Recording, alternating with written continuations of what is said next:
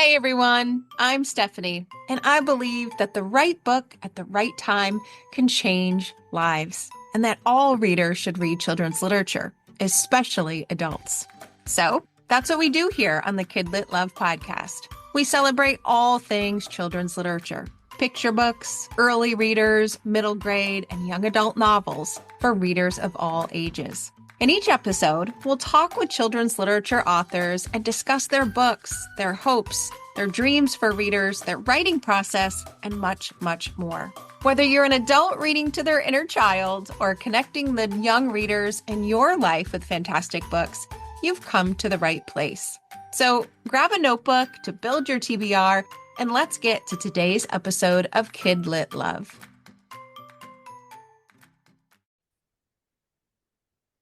Hey everyone, welcome back to another episode of the KidLit Love podcast. I'm Stephanie Affinito, your KidLit loving host, inviting you back to another bookish conversation with a children's literature author.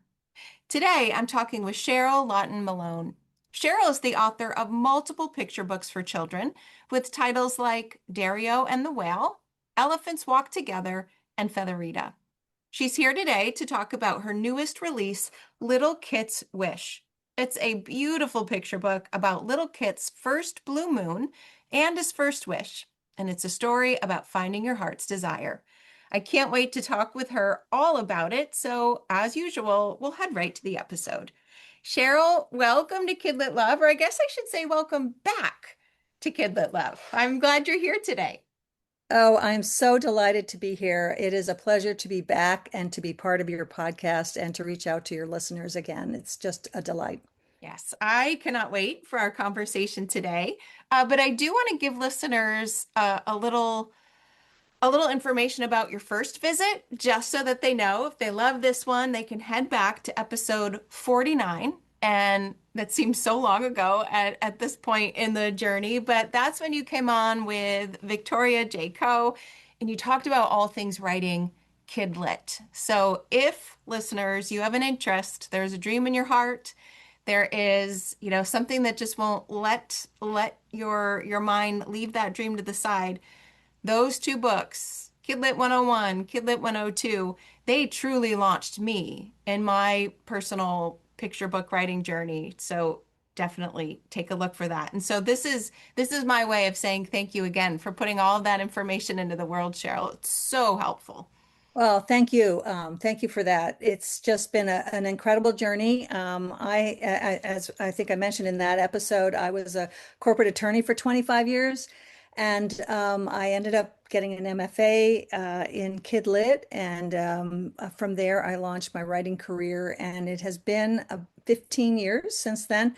And I did teach. Victoria Jaco and I each taught separately, and then we took our material that we used for teaching KidLit and put it in those two books. And they really have done very well, and they're a very accessible way to get the information on how to get your dream onto the page. Yeah, mine are sticky noted and flagged and highlighted and dog-eared Right. and all of the things. So, but today we are celebrating your newest release. And so I'd love for you to give us a bit about your background. So you just hinted a little bit at your journey to KidLit, get that out. But tell us more. Okay. Tell us how you got here. Yeah, yeah. So, I'm a corporate attorney, a fantastic career. I loved it. I sort of reached the end of that at a point when, you have to do what you have to do to pay for your kids and to get, your family taken care of and off the ground. And so I reached a point where the kids were sort of less, I needed to spend less time on getting them off the ground, so to speak. And I could start thinking more about what I wanted to do. And I ended up attending a writing seminar, just first time ever. It happened to be sponsored by Lesley University, which is a school in Cambridge, Mass. And they had an MFA program, and I met the professors. And from there, I fell in love with KidLit and specifically picture books. And it is actually sort of interesting that I would go from writing corporate documents. I was, a biotech attorney working with biotech companies, to writing picture books for kids with no artistic abilities whatsoever. And also, think about the timing. 2010 is when I made the transition to writing full time for kids. No AI, no graphic assistance, no self-publishing, no nothing. Really, it was just the standard traditional publishing pathway for to get published. But it's something that just took over my heart. And I started with my first two books, which were Dario and the Whale and Elephants Walk Together. And both of those are nature-based and nature inspired, I should say. They're true stories that have been fiction that I fictionalized. And so in Dario, the fictional the fictional part came when I saw a whale on a beach on Cape Cod, and I turned that into a story. And then in Elephants, it was an actual true story that I saw in a documentary that I turned into a fiction story between two friends. And since then, I've been working hard and continuing to teach and do manuscript consulting and get my own stuff out there, Is including Little Kid. yes. Now, is nature something that you enjoy? Because we're not talking about your book quite yet, but there are definitely some really wonderful nature things going on in there. So I'd love, Yes. yeah, Yeah, 100%. I mean, I actually don't think I write anything that isn't sort of inspired by nature. I didn't intend for it to be that way. It's just something that happened. I mean, part of the writing process is to learn what you, yeah, where your heart lies and what inspires you. And so, without a doubt, I am inspired by animals and nature and the balance between animals and nature and man. I find that juxtaposition like a never-ending source for stories. yeah. So now let's talk about Little Kids Wish then. Okay. Let's go there. Give listeners a little overview of the book, and I would love to know the inspiration behind it as well. Sure, sure. Well, it is one of the books of my heart. I mean, I have published a few other books, and they're all special. They're almost like children. Mhm. But this one in particular is very close to my heart. Because I've worked with it for so long. So first of all, this story started in 2010, right when I got out of this MFA program, and I wrote. So the actual inspiration. So first of all, let me tell you about the book. It's about a baby fox, a kit, and his name is Kit, little Kit, and it happens. The story takes place on the night of the blue moon in a magical forest where animals can make wishes. And there is an actual lady of light that comes down from the moon and grants wishes to the animals for just that one night. And they all have their own dreams, and they're a little bit different than what you might expect. The frog likes wants to be an opera singer, and the band of crickets or the band of sparrows want to be a band, an orchestra. And the mole who doesn't see very well wants to be a poet. He feels things, and even the spider wants to be an artist. So, but little Kit, it's his first blue moon, and he doesn't know what to wish for. And so the book really is about finding your path and finding your way and making the wish listening to your heart and making the wish that's inside you. Yeah. And in its way, it's a, obviously a metaphor for what happens when we start to make our own wishes. But hopefully it's just a fun story that will be a great bedtime read or a great reread. That's what I'm hoping for. Yeah, it's both. It has the story that's going to capture, I almost said children, but I should say readers because Yeah, it captured this adult reader as well. It's going to capture your imagination, especially once you get into these illustrations, which we'll make sure that we talk about by the we time do this need to talk episode about is that. done. Yeah. But then it also has, that beautiful element of how do you know what you want your wish to be, and how do you know your heart's desire, and what does it mean to listen and to get quiet and to just embrace that magic. It has both. And for me, that's what makes picture books so magical is when you have the story that catapults you in and then you just are kind of absorbing by osmosis these beautiful messages and reminders for the reader as well. It's just a beautiful book that's for anyone who has a dream in their heart and is trying to figure out what it is. Yeah. Yeah, Well, it's that's lovely. that's obviously where I'm trying to go with it, and that's why it's so special to me. I have grandchildren, and I see all the noise around everybody today, and even the toys have. And there's hardly a toy that doesn't have an audio element to it, which is, very, very fun. I buy those for my grandkids too. But there is a time to be quiet and to listen to your heart and to not and to not have an expectation placed on you or Yeah. placed by yourself on you, to just truly be an opera singer if you choose to be, if you'd like to be, to give it a try. And so that's the whole point, is to have fun, to listen, and to pretend. And the magical land, the magical forest that this takes place in is hopefully gives rise to that, because even the place turns into a magical place when the Lady of Light comes down. Yeah. And not only can I imagine kids reading this or listening at bedtime and then rereading it, but then the part that I always loved as a mom after or during those books was the conversation around it. And Yeah. I'm just imagining, I can get goosebumps just thinking about the kinds of conversations that kids and caregivers are going to have around their own hopes and dreams and wishes. And I know as a mom how special those conversations are. Yeah. And this book is just this invitation to just Yes. go there and have Yeah. those conversations together. I mean, what a beautiful way to put yourself to sleep or to Yes. enjoy for Yeah, a couple of minutes exactly. together. And exactly. That's the gist completely. You hit the magic of the book. Hopefully that translates to everybody. But yeah, think about it. You don't have to be this or that. You can be anything at all. If you could be anything, what would you be? Would you want to be the spider? You could even be the animal that's in the story. Right. And maybe you give that a try for a day and try something else the next day, the next night when you read the story again. I mean, that's the whole beauty of it. Yeah. Now, you mentioned your love of nature. Do you have a love of, things mystical and blue moons and Oh, for Lady of the sure. Lights? Because I know For I do. sure. For sure. I grew up with a grandmother who told stories about, the mystical things that happen in the everyday world. Like even today, I literally just told my grandson, if you see a red cardinal, it's good luck. Or just any of those things. I look for birds. I'm especially attracted to birds.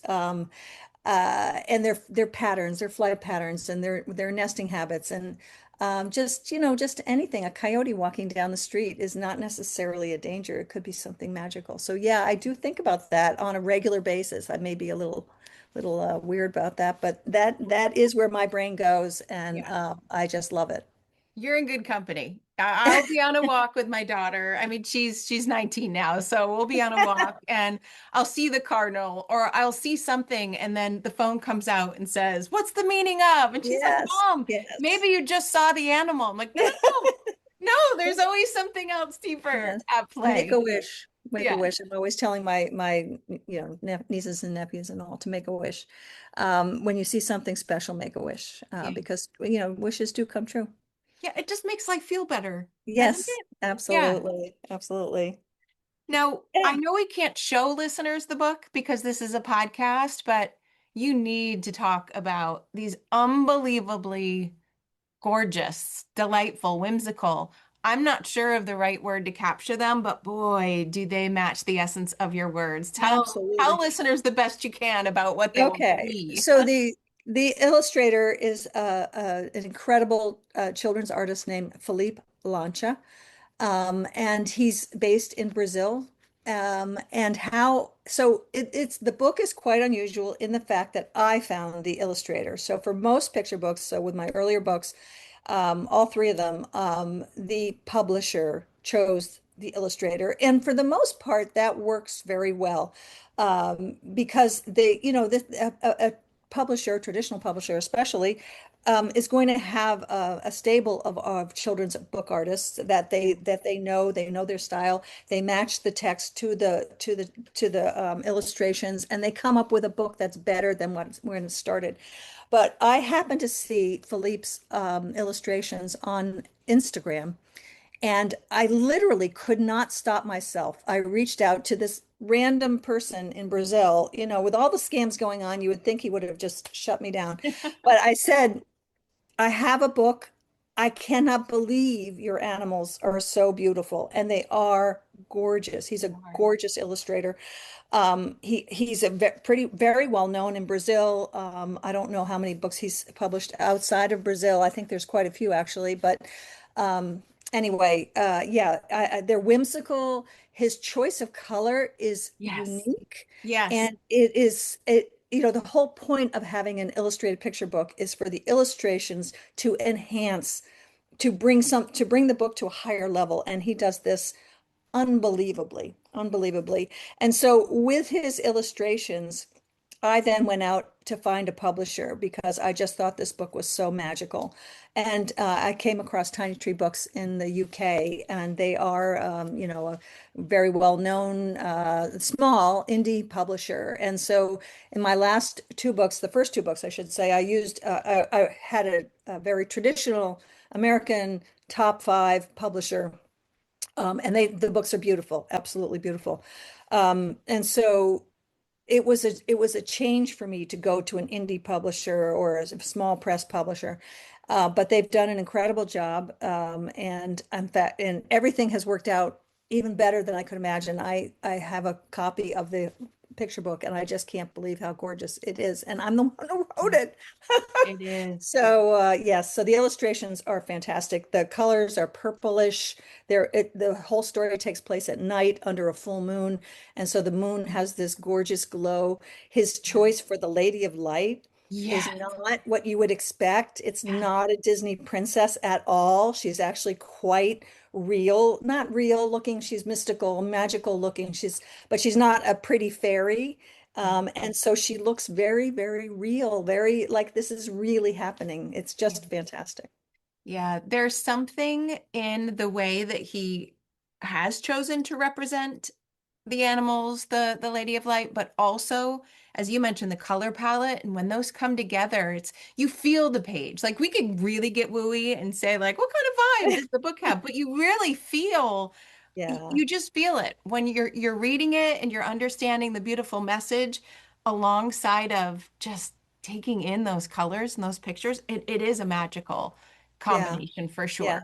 It's, I don't know whether we wanted to talk about this yet, but the inspiration for the book itself Yes, let's go there. from 2010 was National Geographic. I often use National Geographic. I subscribe to the actual hard copy magazine, and I look through it. I save them and I look through them for story ideas because the photos are so incredible, obviously. But what inspired this book was a segment they did years and years and years ago on night gardens, and the photography is all at night, and it was gardens that come alive in moonlight, literally, Oh, like flowers open, and the way that the gardens are crafted or put together show these different color palettes that are different in the moonlight than they are during the day. Anyway, wow. unbelievably wonderful. And I thought, how magical, like me who thinks a coyote walking down the street is something magical. This is real. These kind of gardens exist. And so that was what created the setting. And then it took a little while for me to figure out the storyline. I had a couple different storylines that I used before that. One of which was just about fairies and fairies living in this garden and making things turn and changing things. And it didn't really catch on until there was a blue moon, and I'm like, aha, there needs to this night. There had to be a why, and that was the why. Why is all this happening? It isn't just that there's moonlight, it's that there's a blue moon, and that created sort of the whole inspiration behind this particular night. Yeah, and the So magic that's there. yeah, and the magic. But really, it's about nature, and it was all about nature and these night gardens, and how a regular garden turns into something different at night. Hmm. So 2010, the idea was sparked in a National Geographic magazine, which my like budding writer brain is saying, okay, go out and subscribe to all the magazines I want to as inspiration. But 2010, 2026. How 2026. tell me a little bit especially because the first time you were here, we dove into all things kidlit and those who have a dream to write. What does that writing process look like over 16 years? Yeah. Yeah, no, it's 100% true. Not all stories take that long.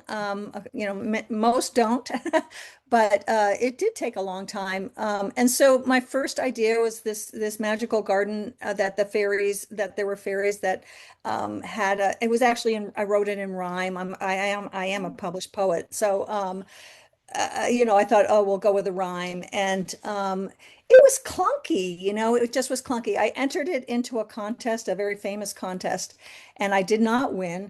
But literally, I got a call back from somebody affiliated with the contest, and they said, we loved your book, um, but it doesn't have a main character because it's all about these fairies. And, for that reason, we don't think it's going to have a place in KidLit. It's not going to find its way in KidLit. And so I thought, okay, well, I mean, that's constructive feedback. And the fact that anybody called me back about anything at that time was pretty much a Yeah. miracle. So I was like, okay, I need a main character. So out go the fairies. I started with the turtle, which is the first character that little Mhm. kid meets on his journey. And it was a character, it was a story about a turtle who had a wish and he wanted to be a ballet dancer because I couldn't think of anything less likely that a turtle would want to be. And I wrote that up and I sent it around a couple places and nobody picked it up. And then it morphed into this little kit character because I thought little kit was cuter than the turtle. And then from there, the story literally progressed. I put it down. So then Dario and the Whale came out. This actually predates in terms of my writing, Dario and the Whale. So Dario and the Whale came out. The Elephant Book came out. I then, worked on a couple other things. I started teaching. I kind of put what was Little Kid. It was called The Secret Night, the Garden. What did I call it? I called it the Secret Garden, not the Secret Garden. I couldn't use that title, but the Garden of the Night Fairies or something like that. And then it became, the Turtle's Wish or something. And I put it aside for a number of years. And then I, I, every now and then, when I have a writer's block on something I'm working on, I go back to something else that I was working on before that Mhm. hadn't reached fruition. And so I picked up this story again, and I didn't even think of adding all the other characters until sort of like around 2022. And by and then I'm like, well, that's actually kind of a very cute idea. What if everybody has a wish? And then what is everyone going to wish for? Not just the main character. I was focused on the advice that I got, which was you don't have a main character. And if you need, and from teaching and from our writing books, you'll know that you not only need a main character, but they need to want something. So Right. I have a main character and he wants something and he tries to get it, doesn't get it, finally gets it at the end. That's the storyline. But then when I finally started thinking about it more broadly, I started adding in more characters. And then honestly, it was about 2023, I think, when I ran across Philippe Blanche's illustrations online. And I'm like, wow, this Yeah. could be the story. And really, I was inspired, and it had nothing to do with Little Kid. It was just his other work that he posted online. He has a portfolio on Instagram, and I'm like, wow, this is it. And the minute I sent it to Tiny Tree Books, they took it.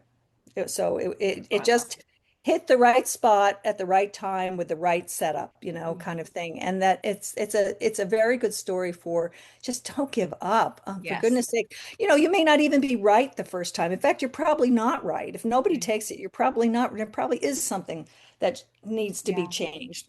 Yeah. Or not, I mean, just keep Yeah. trying, keep thinking, keep expanding, keep growing, keep learning.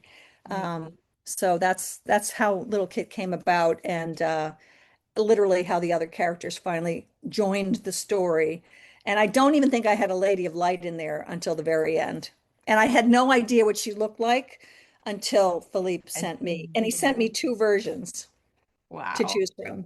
It was Oh, I very love cool. that. I love knowing the backstory of Yeah. how stories come to be, but I especially love this one because it is. 16 years in the making. The story went through all sorts of different evolutions and ups and downs and twists and turns. And that lesson right there, like don't give up. Keep at it, keep learning, keep growing, and then Keep growing. you never know when the time is right Right. for it Or to what the appear. magic, and literally we're talking about magic, what the magic spot or the magic point Yeah. is going to be that gives you the inspiration to put the story to find not only the heart of the story, but the magic that's going to make it resonate with other people. Well, on that note, resonating with other people, which it certainly will, what is your hope for the book as it releases into the world, or your hope for readers who get the books in their hands? You know, I love that the book has a message, but honestly, that's not really what I hope Hmm. for readers. I would just want a book that people that readers that kids read over and over again. And I think as you pointed out in the beginning, to initiate a conversation between a parent and a child, not a parent, a caregiver and a child, anybody, a friend and a child, Yeah. that starts a conversation that adds to that intimacy between the two. The reading of a picture book is all about sitting on someone's lap and reading together and talking, and that's what I hope the book does. And I hope it becomes a bedtime favorite for many people. That's my hope for Yeah. the book. Oh, it will. I know it will. Now, what might you be working on next that you could give us a sneak peek into? Not to rush past little Kit, but I'm always curious of Sure. what you're working on. So my husband is a photographer. He's a retired surgeon, and he's been taking photos for his whole life. And so we started a collaboration project that has come out, and we're going to be continuing it. It's a photography, again, nature-based, a photography, real life photography picture books Oh, called a series called If You Go. And the first one is If You Go to Africa, what will you see? And then you'll see a sunrise, and there's a real life photo of wow. a lion watching the sunrise. Or you'll take a stroll, and there's a real life photo, a whole page worth of baboons on a stroll.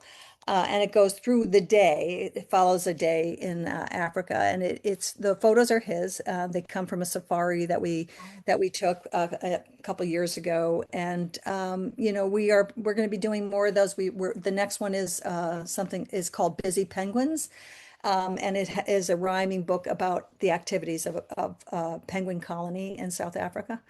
And so I have plans for a book about Mustangs coming up, and if you go to Yellowstone, so that's a project that's going to be ongoing, and actually the Africa book is doing really well right now. Oh, what a just a perfect way to blend real life and writing and have it Yeah. all just mixed together to be the best of both worlds. Oh, Yeah, that sounds wonderful. yeah, Now, we're where thrilled. is the best place where listeners can find you? They can keep up with all that's coming, dive into that backlist as well. Tell us all the Uh, places. well, I mean, obviously, I have a website, CherylLawtonMalone.com. You can find me on Instagram at Cheryl.LawtonMalone, Facebook, on YouTube. Just Google, YouTube, search on YouTube for Cheryl Lawton Malone, and you'll find my YouTube channel. I am posting all kinds of animal videos that support Little Kit and the Africa book.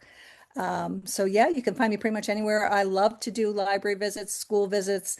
I can talk about, combining nature or using nature to inspire writing, and to using photography as a tool in writing. It's really quite a special program. And of course, Little Kit, and just dreaming big and taking your hopes and turning them into dreams. Which is what you help us do in the kidlit world too. So I'm not missing that connection right there.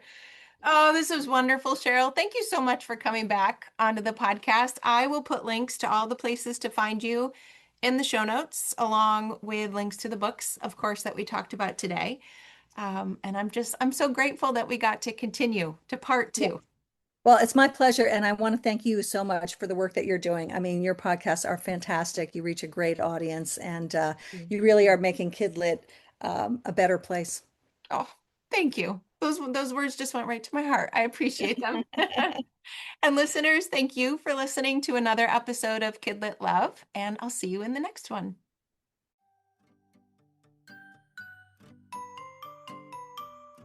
Thanks for listening to today's episode of the KidLit Love podcast. You'll find links to all of the books, resources, and ideas mentioned in the show notes and at alitlife.com. You'll also find KidLit Love on Substack. That's where you'll find posts for each episode, monthly KidLit roundups, and an invitation to join my summer book club and go deeper into the world of children's literature. And if you loved this podcast and want more, you might like to listen to my other podcast called Get Literate. It's a podcast that explores all things books and reading, notebooks and writing to build a life you love. One more thing. If you love what you listened to today, please take a moment to rate and review the podcast, or take a screenshot of the episode and text it to a friend.